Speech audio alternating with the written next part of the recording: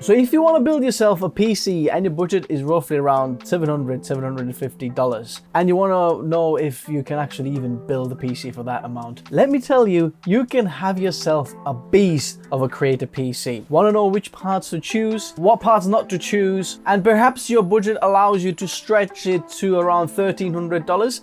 Well, I'm gonna tell you everything you need to know. And the good thing is you can mix and match. Whatever your budget is, you can build yourself something amazing. This is the Best Bang for Buck Creator PC series, part 1. Welcome to TechNosis. Licensing Windows is cheap and easy with whokeys.com, and if you use the code TN20, you get an extra discount. Complete the purchase, copy the key, and paste it to the activation settings. And you're all done. Also, check out their Microsoft Office 19 license and use the same code TN20 for the extra discount. Check out whokeys.com in the video description below. So as always, if you want to pick up any of the parts and want to make sure that they're compatible with each other, I'm going to leave the links in the description below so you can check them out right there. But let's jump right in. So for motherboard, we're going to go with the Gigabyte B760MDS3 HDDR4 motherboard. Now this allows us to enter the LGA 1700 socket and the Intel's 12th gen, 13th gen and 14th gen CPU range, and you've got lots of upgradability for your CPU, and for $100 you're not going to get any better than that.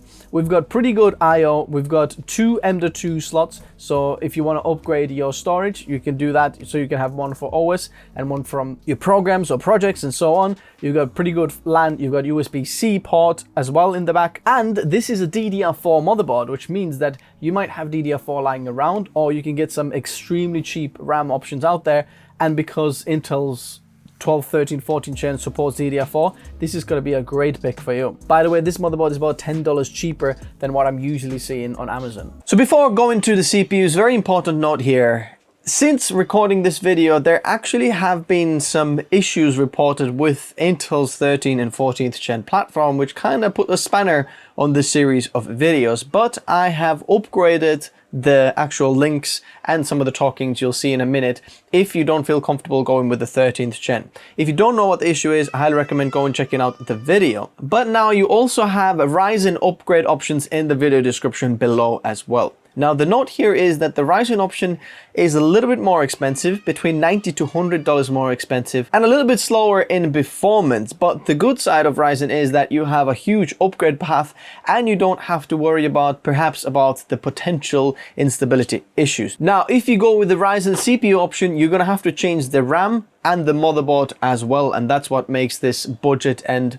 a little bit more expensive. And you can't probably get the 700 budget PC, you're more looking at $800, $900 for the lower end. Next up for the CPU, this again is cheaper than what I saw a couple of days ago, so check it out in the description below if this deal is actually lasting for you. This is the i5-12600K. It's an incredible CPU, very power efficient, and very, very good in whatever you throw at it. We've got iGPU in there as well, so if you're a video editor, you're going to get extremely smooth playback on the timeline. Even RTX 4090 can play back certain codecs that this iGPU can easily chew through. I'm talking about the H.265 10-bit 422, if you don't know about that already. By the way, if you want to dive deeper into how good these are for creators, most of the stuff that I'm recommending to you, I've actually tested and made dedicated reviews on the channel before, so type in TechNotis and the product that you're looking for. Most likely you're going to see my full dedicated video that I'm going to go more in depth about somewhere around YouTube. Now this CPU does need cooling, and for the cooling we're going with the Thermalright Assassin X120. For $18 you're not going to get a better cooler, and I know this isn't like the best looking one,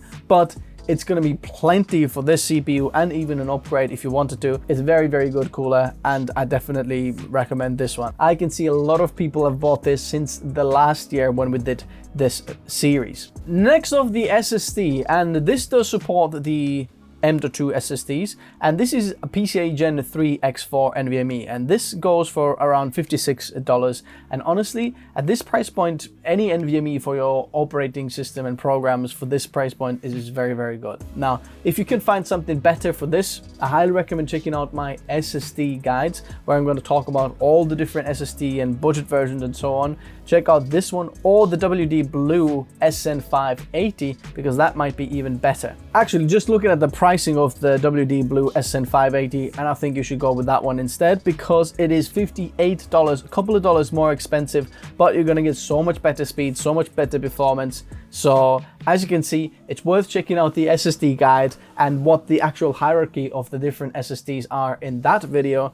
Just check out the latest SSD review on the channel, and then you'll see this one. Go check out this review, for example. For 1 terabyte, it's an incredible deal. For RAM, this motherboard does support DDR4 with that CPU combination, and we're going with 32 gigabytes of RAM. Now, the last time I did the series, if I'm not mistaken, the lower end $750 budget, we couldn't get 32 gigabytes of RAM in. Now we can easily have 32 gigabytes of RAM DDR4 in there.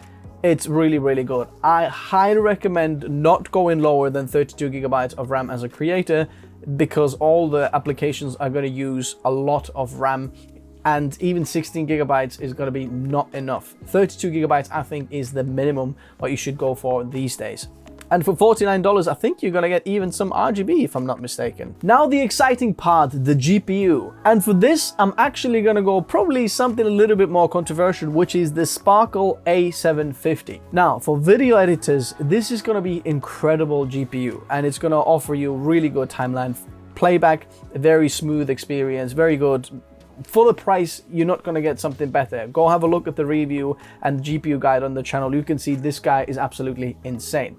Now, but if you're not a video editor, for example, or a photographer, which this is also good for, and perhaps you are more of a designer and you need 3D or something like that, then this GPU is not good for that. In that case, I highly recommend going with an RTX 3060, and I've found this Gigabyte GeForce WindForce 12 gigabyte card for around $280. So it's about $30 more expensive, but this guy here actually is much better in terms of 3D, because NVIDIA drivers, they support all of the 3D programs that are out there. So if you do any of that, this is the solid option for you. If you're a photographer or a video editor, then the Sparkle card is a much better bang for buck and performs better than this 3060, but any other option, probably going with this one. If you'd like to go with AMD, which is kind of there in the middle, not very good for 3D and kind of good for video, but has some downsides for video, I highly recommend going and checking out my full GPU guide for creators for all the different applications. And there you can choose, okay, maybe I want to go with a 7600 XT, for example, or so on. But if it's up to me, these are the two choices I would go for. For PSU, we're going to go with the Thermaltake Smart BX1 650 watt bronze, which is around $60 right now. And if you have any budget to spare, extra $30, $40, $50, I highly recommend upgrading the power supply, because the power supply is kind of like the pure juice that you want to feed to your whole PC system. So check out the upgrades that we're going to talk about in a minute. But if you have a very tight budget, this is a great option. 650 watts, it's going to power all of the components inside and plenty more, and even has a 5-year warranty. And for the case, you might have different opinions, like what do you like your PC to look like, but this is the main component that makes the look of the PC. And I like the more minimalistic, kind of simplistic PC cases rather than very blingy, gamery and so on. I've chosen the Salmon S2 case, which is around $55, $56. It looks very, very minimalistic, and it's got 320mm fans already pre-installed, so you're not gonna have to pay any extra for the fans. They might not be the best, but you're gonna have plenty of airflow for what you need this PC to do. So this is a pretty good case in there. Now, altogether, when I looked at the prices, this is gonna total you at $725.65. But a lot of the components that I already looked at were a little bit cheaper than when I looked at them, so you might save even more. So it's roughly between $700 to $750 for this PC budget, and this is going to be an absolute killer. So what can this PC do? It can easily edit all the photos you want. The CPU cores are fast enough to chew through anything. It is very good for video editing, especially if you're doing 10-bit H.265 422 footage. It's gonna breeze through it, no problem. Like a drone footage or this DJI Osmo 3, no problem.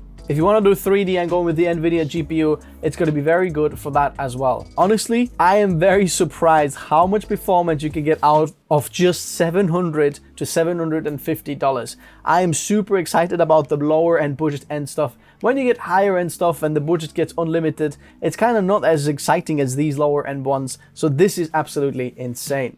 If you want to pick them up, the links are in the description below. But now the upgrade parts, and if you have a little bit more budget to spare, up to 1300, not more, because if you have more, I'd highly recommend checking out the part 2. But right now, these are some of the upgrades that I would go for. So firstly, the motherboard. This is going to cost you extra $99, something like that. We'd go with the Gigabyte Z790 Gaming X AX Wi-Fi motherboard. This is now DDR5 as well, so bear in mind, if you go with this motherboard, you're gonna have to change your RAM as well. So this part of the kind of upgrade isn't mix and matchable. When you go with the upgrade, you have to change the RAM as well. Everything else is mix and match. Now, this motherboard offers us a lot more PCIe connectivity, a lot more M.2 storage, a lot better I/O, front panel USB-C, DDR5. So overall, for $99 extra, even if you leave all of the other parts and upgrade just the RAM, I think this is a very good option, because changing the motherboard in the future is very, very complicated. It's easier to change CPU or RAM or upgrade your M.2 storage or add some more, but motherboard change is probably the faffiest. So if you think you're gonna do some of the upgrades later on, I'd probably upgrade the motherboard, because that just supports better upgrades what you can get later on. Regarding the upgrades, and if you chose the AMD platform to upgrade, there are some upgrades of AMD's linked in the description below as well. I'm not going to go so much in depth in the video about them, but there you can find them in the description below. The note about AMD upgrades is that now with the upgrades, the $1,300 budget, you can still have the AMD PC in the $1,300 budget, what I've just checked, but the performance difference between AMD and Intel will be actually even bigger. Intel will have even bigger of a leap between the 13600K compared to the 7700X. But if you still choose to go with the Ryzen platform 7700X, because of the GPU choice I'm actually giving you, bear in mind you don't have to change the GPU from Intel platform to AMD platform, you can still have Intel QuickSync on AMD platform. Yes, the platform perhaps not be as good in some of the video editing applications, but it'd still be very, very good option if you want a good upgrade path in the future to Ryzen 9000 and beyond. But if you're going with the Intel platform, I highly recommend checking out the video about the issue and how to fix the issue to actually make sure that you're not having any of the stability issues by the time you're watching this, because most likely Intel has updated the microcode and the stability issue should be solved. Next up, the CPU upgrade. I would upgrade to the i5-13600K. Now, this is the next generation, and when going with 13600K, we're actually going to get a little bit of a better memory support. It supports faster RAM as well, but also the whole CPU is going to be faster. This is incredible CPU, and again, I can see that this is cheaper than when I looked at this. $247 for this CPU is absolutely insane. Don't get misinformed by just the i5 badge on this. This i5 is incredible. This is so much better than the i9 11th gen or 10th gen. Just absolutely wipes all of the previous generation i9s. Well, i9 12900K is probably better, but the 11th gen and Pre-4 aren't better. Bear in mind the CPU upgrade is supported with the previous motherboard as well, so kind of mix and match however you like it. The CPU upgrade does give you performance boost in photo and video editing applications, as well as 3D rendering and design, because it's got faster single core and multi-core clock speeds. So it's up to you if you want to upgrade that. If you upgrade the CPU to the 13600K, I highly recommend also upgrading the cooler to the Thermalright Peerless Assassin 120 SE CPU cooler. Now, this is incredible CPU cooler. Have a look at my CPU cooler test and you'll see how well this does. For $33, this is insane. Now, it's not 100% necessary to upgrade the cooling. You can still use the previous cooler if you wanted to, but you might start to struggle in certain workflows with that cooling, so I'd probably upgrade the cooling as well. For the SSD upgrades, I would go with the Cardia Z440. Now we're going with PCIe Gen 4 drive and kind of a mid-range Gen 4 drive, but this is not any usual Z440. This is a very high-end terabyte written spec SSD.